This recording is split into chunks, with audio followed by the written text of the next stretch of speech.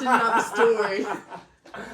No, but it's like, because it's like, I've got stories of like being waken up in a tent by like Spanish immigration police with like gunning us. But it's like, it's not really embarrassing. It's like, it's just It's a bit more worrying. yeah. A bit more nerve-wracking. It's true. Right, let me just check quickly. I don't have any lunch in my teeth. I think we're good.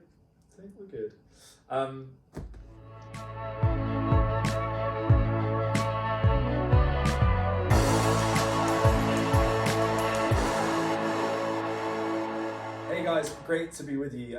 My name's Paul. I know obviously, I think I know most of you, if not all of you, but it's great to be taking part in some of these training videos.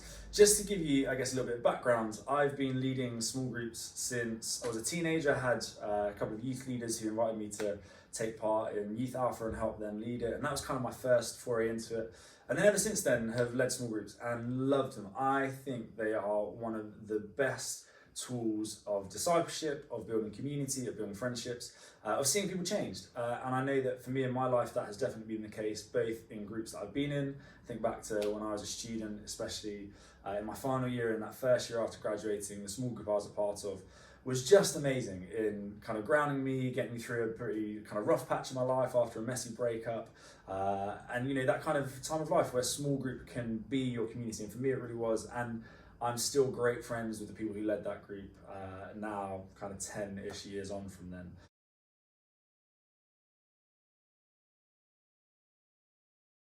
The reality is, as leaders, you will use your influence whether you know it or not.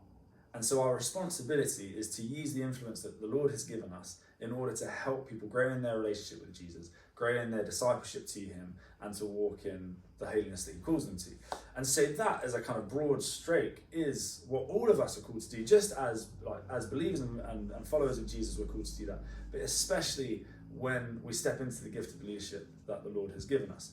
And so that is kind of, you know, it's like a nice kind of vision statement. It's like, oh great, yeah, okay, I'm on board with that. But you know, what does that really mean in a small group setting, in a practical, like nuts and bolts things? And some of it is really, really simple. It is stuff like just be present, you know, be there week in, week out. Like you build trust with people through consistency, through them being able to turn up into your house or turn up into the pub where you're doing or whatever it is, and just be like, I know that I'm going to see this person week in, week out, and that I'll see what they're like, and that they'll be there, that they'll hear what's going on in my life, that they'll remember what's going on in my life, and things like that.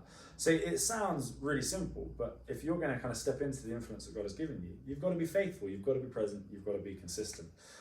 And then it's things like taking it seriously, you know, going, okay, actually, I'm going to think about what we're going to do there ahead of time. I'm not just going to kind of rock up and wing it. It's going, okay, right, Lord, actually, what would be some good questions to ask about this topic? Or, okay, is there a good person we could get in to come and help us on this? And then other things like praying for the people in your group and caring for them. And going, actually, right, okay, Lord, right, we're going to bring these people before you because for this season, you have put them under my care. And the reality is, leadership it's a big ask. It's costly. Like it's not something to be taken lightly. And that's not to, you know, don't want to scare you off or anything like that. You know, some of you, this might be the first time you're leading, and it's all right to kind of not necessarily know what you're doing and to step into it and take some baby steps as you're going. But at the same time, we want to really honor the responsibility that the Lord is giving us. And so we want to take that seriously. And some of the stuff in a small context, obviously, like there's being kind of faithful, being present, but there's also things like pastorally caring for the people in your group. And I think there's going to be some other videos that will talk a little bit more about that specifically. But it's going, okay, these are, you know, the 10, 15, 20 people that the Lord has put around me for me to influence. So, you know, if I've not seen someone at small group for a few weeks, well, let me drop them a text. It's on me to drop them a text and say, hey, are you doing okay? Like, I haven't seen you, what's going on? You know, to do things like have people around for dinner or go for coffee with someone. And obviously, depending on, you know, what you study and what else you do in your life, depends on how often you might be able to do that. But one of the things that I think, you know, is an easy way of doing it is just invite people around for dinner before small group. So if you're hosting small group at your house and it starts at 7:30, say to someone, oh, come around at 6:30, like we'll eat dinner together, get a chance to get to know you, and then we'll do small group together. It's kind of an evening, you're doing something already. You're probably going to be eating dinner beforehand already as well, unless you eat together as a small group. And so it's just an easy way to regularly get a bit more kind of one-on-one time with someone and find out how they're doing. But that is a big part of it, is that pastoral care, spiritual caring for them, and a kind of I guess like a tidbit of, again, this is really simple, but a helpful thing to do is just remember what's going on in people's lives. You know, if they share something in small groups, say they've got an exam that week, or remember. What I'll often do is I'll put a reminder in my phone, because I know that in the busyness of life, I will likely forget on that day if I haven't done that. And so, if someone says to me on a Sunday, "Oh, I've got this thing coming up," I'll put a reminder in my phone and go, "Oh, great, right." On Wednesday, I'll text them and just say, "Hey, look, I'm thinking about you, praying for you. Hope that goes really well." That kind of thing, it goes so far in helping people feel cared for and known and supported. And then doing that with every member in your group and doing that across the group is just a really helpful thing to do.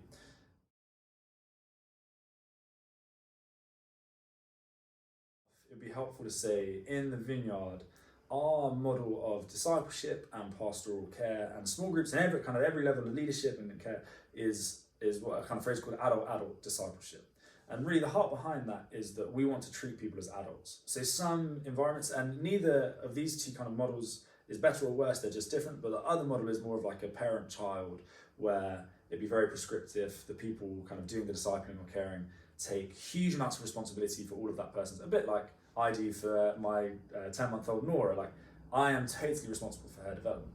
Whereas in adult discipleship models, it's very much, well, we treat you as an adult.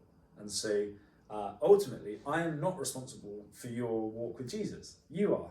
I will pray for you. I will help you. I will offer you advice if you ask for it. I will maybe throw some good questions your way and walk the journey with you.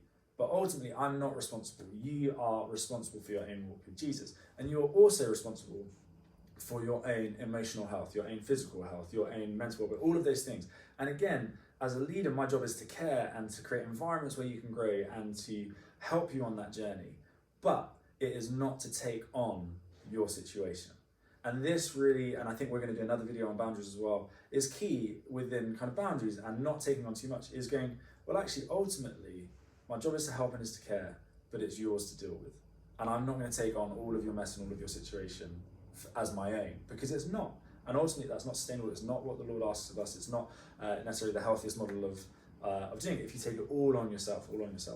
And so really, if you have that in your mind of, okay, my job is to help, but it's their responsibility, that's going to help you not take on too much stuff.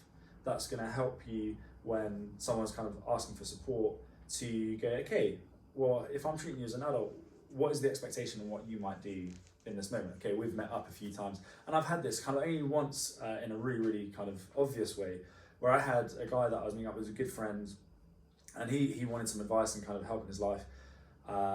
And we'd meet up like kind of once every 3 weeks, once every 4 weeks. And we did this for maybe 6 or 7 months. And by the end of it, we just had to have a kind of a crucial conversation, a bit of a tough conversation, because I was like, you are not doing anything that we're talking about. Like, what is actually the point of us meeting up? And we were good friends, so we were able to talk quite candidly with each other. But I was like, we're just meeting and talking about the same things, and it feels like you want me to do something for you that I can't do, but that you're not willing to do. So, is this going to change? Like, what are we going to do? And it was a moment where we kind of had to call it as it was, because in that season, he didn't want to take responsibility for his own walk with Jesus, and he didn't want to take responsibility for his, there was some like relational drama going on in his life. He didn't want to take responsibility for it. And so he was kind of hoping that I would fix it for him. And I was like, I can't do that. That's something only you can do. And so really, the heart of it is that we treat people as adults. In terms of signs that like maybe that dynamic is crossed, is quite hard to say in a kind of a broad sense. And what I'd encourage you to do is to keep conversations open with Kitty, with myself, with your fellow small group leaders. If you're concerned, you're like, oh, I feel like I'm not handling this situation too well, or maybe this person is, they're like taking advantage of my care, like they come around to my house all the time, I don't really know what to do. Best thing in that moment is to come have a conversation with one of us, because then we can address it specifically and go, oh, actually, that like here's something you could do, or here's a way to help, or here is actually another perspective on it, and that's slightly like the cost of leadership, and just go through that for a season and help that person.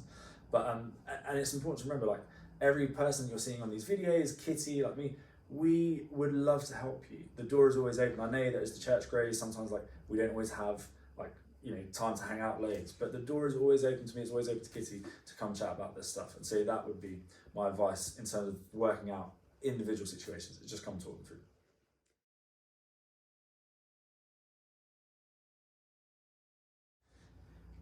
The honest answer is, it kind of depends, because in I'd say over the last 10, 15 years of doing this, there have been seasons where the Lord has put someone on my heart, and it's like a friend that I've cared for, and there's something in that when I'm like, okay, they're not coming to small group, or they've not come to church for a while, that I'm like, I can't let that go. I care too much about this person, and the Lord has just burdened me for them. And often in those moments, it's a good friend. It's like someone that you kind of have like deep kind of care for, and you're like, oh, I really don't want to see you go down this path that kind of leads away from faith. And so in those contexts, actually, like, I would fight quite hard, and have done, and be like, right, hey, why don't we go for coffee before church on Sunday, then come along, or do you want to come around for dinner beforehand? Like, how are you finding school? I would like chase them quite a lot. But in other contexts, it would go back to the point I made just before of like, we treat people as adults. And so let's say, kind of more generally, so a few people have signed up for my group. I'd make sure I'd contact them quickly after they've signed up to say, hey, welcome. Here is like some information. Like, what I do is I tend to send a bit of a text, say, look, this is kind of what you can expect of the group. We'd love to have you if you've got any questions, yada, yada, yada. And so I'd ask them about that. And then on the day, so I'd text them to give them good notice when small group is happening. We might, if we're gated small group regularly, we might be used to kind of getting a text at 5 p.m. on the Thursday saying, guys, we're meeting at mine tonight. Whereas if you're new to small group, you've probably made plans already, or if you've not heard, you're like, oh, it's maybe not happening. So I'd often, like, at the start of the week, text them, say, hey guys, like, small group's on Thursday, you're around, would love to see you, and find out that way. And then look, let's say they come once and they don't come for a few times, and they come once, then I just kind of ask them, like, oh, how are you finding small group? Like, is there something that we can do to help you feel more welcome? Or, because sometimes, and this is often what I say to people as well, after the first time of coming, I just be like, hey, like, we've loved having you as part of the group. Like, did you enjoy it? Would you like me to add you to the WhatsApp group? No pressure if you want to find another group. And I'd often say that again, in the first initial text I'd send to them, I'd be like, hey, you can come try our group. We won't be offended if you want to try another group as well. Because the reality is, sometimes people click better than others, and they'll come to your group and go, oh, you know what, actually, if I go to another group, I might find that easier. And we bless them and go, that's totally fine. And so, sorry, that's kind of the context behind maybe some of the initial conversations. And then really, I just text people and just say, hey, like, we'd love to have you. If they've not come a few times, like, hey, is everything okay? But also in those interactions, you tend to find out what someone's capacity is like. And they might just go, so we've got guys in our small group who they work shifts. And so obviously, maybe not for some of the student groups, but it might be that they're, part of a society that does something sometimes on the night you meet in small group. You go, okay, well, we're not going to see you every week. That's great to know. But ultimately, they're adults. And so, if they don't want to come to small group, they don't have to come to small group. And you'll have people in your group. What will probably happen is you might have 20 sign-ups, and you'll have you who lead it, and you might have a few people that kind of make your core. And then you'll probably have a wider kind of consistent faithful group of maybe like 10 to 12 people who you're kind of like, we can guarantee we'll see 8 or 10 of these guys most weeks. And then you'll probably have 5 or 6 people who float around the edges, who come every so often, who it's not their priority. And the reality of small group is most of the time, we just go, well, hey, come along. When you can, come along. It's an easy in. It's an easy in. Now, at times, you might have a conversation with someone going, hey, look, if you want to grow in this and in your faith and with Jesus, and you've shared some stuff about how you're struggling, it'd probably help if you were here more often. But the reality is that it's unlikely you guys are going to need to have that conversation in the first term or two of leading. And so I think in terms of how much responsibility to take, bring it before the Lord and just go, Lord, is there someone that I should be chasing after? But also just do some nice things, send them some texts, see how they're doing, but treat them as adults. If they don't want to come, they don't have to.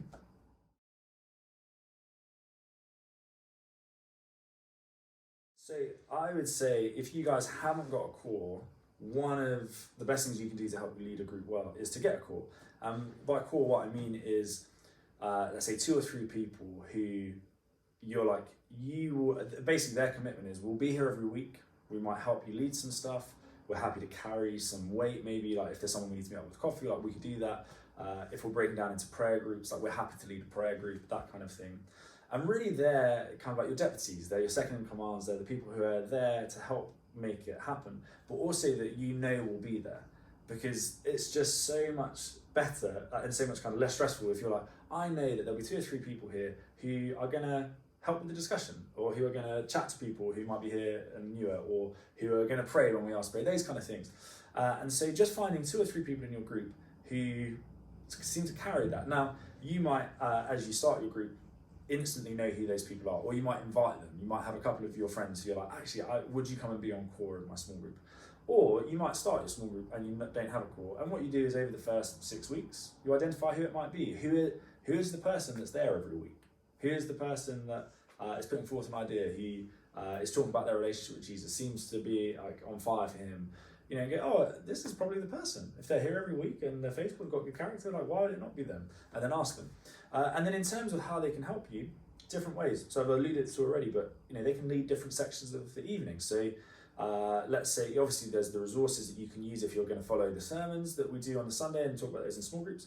But other times you might want to do your own discussions. And so you could say to one of your core team members, well, hey, would you lead the discussion this week? Could you like prepare the Bible study on X or whatever it might be? So they can do that for you. They can lead creative worship. I know Sam and Nathan talked about ways to do worship in small groups, so they could lead that section. But they can also help with pastoral care. The reality is, let's say I think most of you are leading in 3s, and you've got, there's 1 guy and 2 girls leading together, and there are 8 guys in that group. It's going to be quite hard if you're the male leader to meet up with every single one of those 8 guys, for coffee every single week. That's quite a big ask. So that's not really feasible. Now, obviously, there's different things you could do. You could be like, hey, let's meet up for a morning Bible study over breakfast, and meet with like 4 or even all 8 of them at once. So stuff you can do like that. But the other way is you go, well, hey, let's get a guy who's on call, and now suddenly there's like 2 of us leading, and there's 7 guys that we need to look after. Well, if you take 4 and I take 3, actually, if I can make time to meet up with 1 person a week over a month, I can meet up with everyone under my care in a small group. Well, amazing. Suddenly it's more practical to do. So that's really a healthy, and that's ultimately that's the heart behind multiplication and how the whole church grows in terms of how we lead. Is we lead through other people, and so that can be a really helpful way in you not feeling so overwhelmed by all the responsibilities. And then the final thing is they can help pray for you, and they can help process some of the situations. Sometimes you might be like, oh, I don't quite know how to, the discussions don't seem to be working. Has anyone got any ideas? And they could be a great sounding board. Or you can say, hey, look, this person's going through a tough time, and obviously depending on how much it's shared, how you shared like the level of detail of it, say, hey, could you pray for them? Could you share what's going on? Like, could you kind of share this burden in prayer with us? So those are just a few ways they can help.